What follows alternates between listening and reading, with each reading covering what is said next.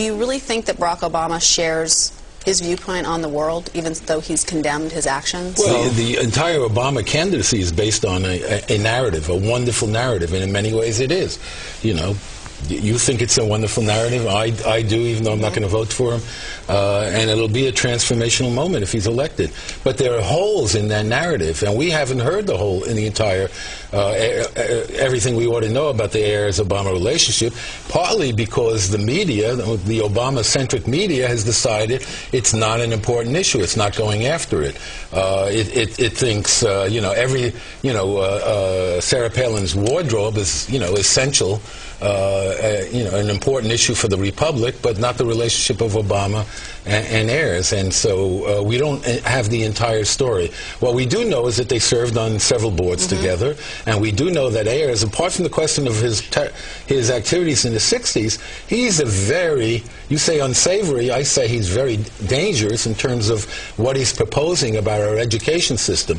And he's not some bomb thrower out there by himself. He's very influential in education circles. Right. He's a vice president of the American Education Research Association, which is a leading organization of education professors in the country. Right, well, which to me says that it's not that big of a deal that Barack Obama knew him. If he's somebody that other people in society seem to have embraced. Yeah, wrongly embraced. Okay, and we then I think that's fair. we expect, you know, we think Obama is so brilliant, he's so far-seeing, you know, he's the one.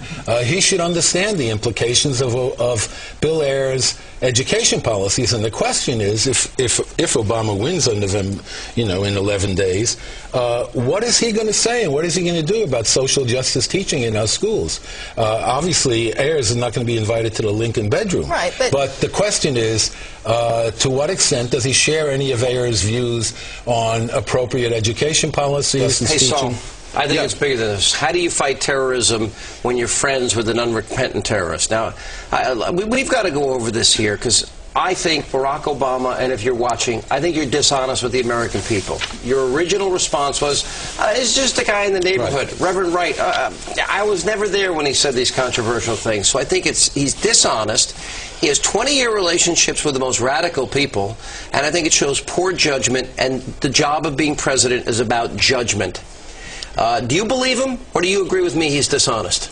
Oh, I've said so in print. I said one of the biggest lies in his campaign so far was when during the primary debates, when he said he's just a guy in the neighborhood. Then he kept changing the story. Oh, okay, we served on an education board. I was only 8 years old. That's right. But what's important is that the media has totally covered up for him, and in order to cover up for him on this, they've created a false portrait of Bill Ayers, turned him into an education reformer. Well, then Obama's, he's a professor, you know. Right. By the way, Bill Ayers, just like every other terrorist, you are a spineless, gutless coward. You know, you're afraid to answer some questions because you want your friend to get elected. Now, here are the facts. Barack Obama started his political career in Bill Ayers and Bernardine Dohrn's home. That's a fact.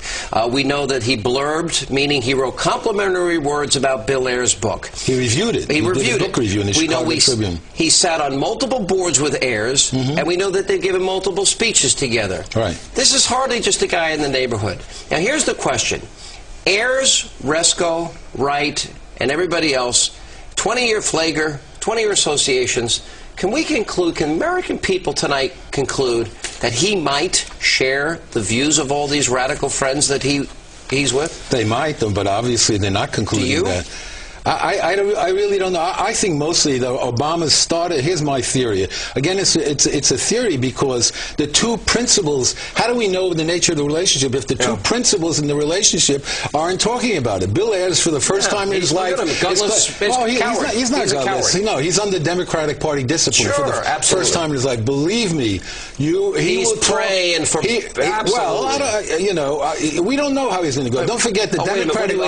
We do. In his ideology, the Democratic Party is a worse enemy than a Republican Party. All right, here's what we've got here, though. But here's a guy there's a picture of Bill Ayers stomping on the U.S. American flag, free as a bird, guilty as hell, What a great country. That's Bill Ayers stomping in the American flag of Chicago Magazine, and he said that. This is a guy that of all days, September 11th, said, I do not regret bombing the Pentagon, the Capitol, New York City Police Headquarters. I wish I did more. But Sean, to understand, would you sit on a board with him? No, I wouldn't. Would you blurb his book? No, I wouldn't. Would you go to his house? I've criticized his books. Well, I might go to his house if we could get into a debate, an argument. I'd love to argue with him. Yeah. But part of the problem with what you're not seeing here is that he was sanitized for the first time. He was rehabilitated in Mayor Richard Daley's Chicago. That's even more despicable. Chicago. Well, That's true. That's a good point. The basic theory of Mayor Daley's Chicago Democratic machine is there are no enemies on the left. All the enemies are on the right. There can't be an enemy on the left. So you can do anything. So the son of the Richard Daley, who Bill Ayers went into the streets in the 60s, has rehabilitated. And that's given cover for Brock. So you can be friends with, have long-term friendships with the most radical people that are unrepentant about even bombing and being at war with our country, and you can become president of the United States. Well, it's about to happen. Maybe.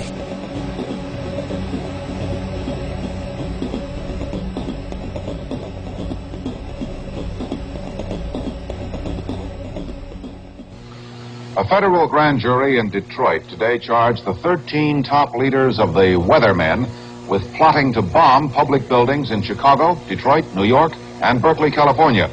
The Weathermen are the militant faction of the Students for a Democratic Society. Dedicated revolutionaries working to exploit our weaknesses for the ultimate destruction of the United States system of government as we know it. Whatever it cost, whatever, destructive kinds of activity we could do against the U.S. government, the better.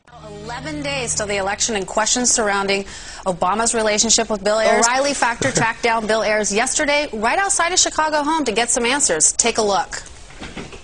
How do you feel about being the centerpiece of this presidential election?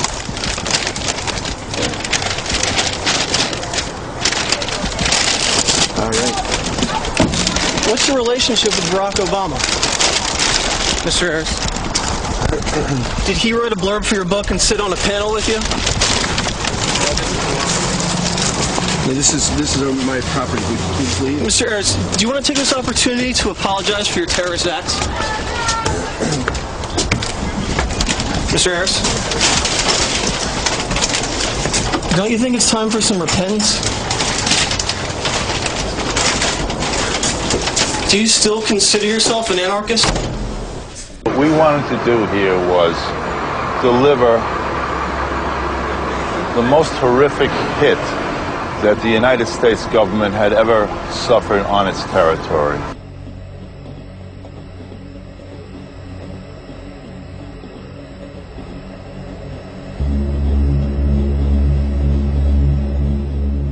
I brought up the subject of what's going to happen after we take over the government.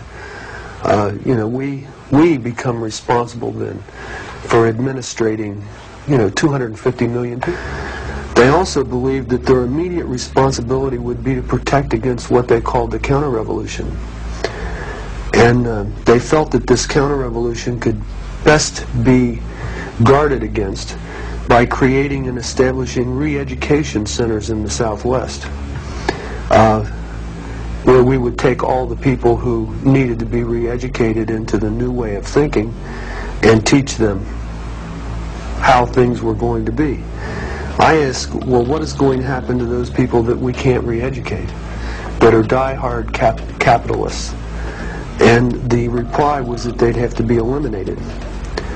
And when I pursued this further, they estimated that they would have to eliminate 25 million people in these re-education centers.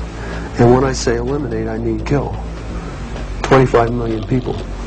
I want you to imagine sitting in a room with 25 people, most of which have graduate degrees from Columbia and other well-known educational centers, and hear them figuring out the logistics for the elimination of 25 million people. And they were dead serious.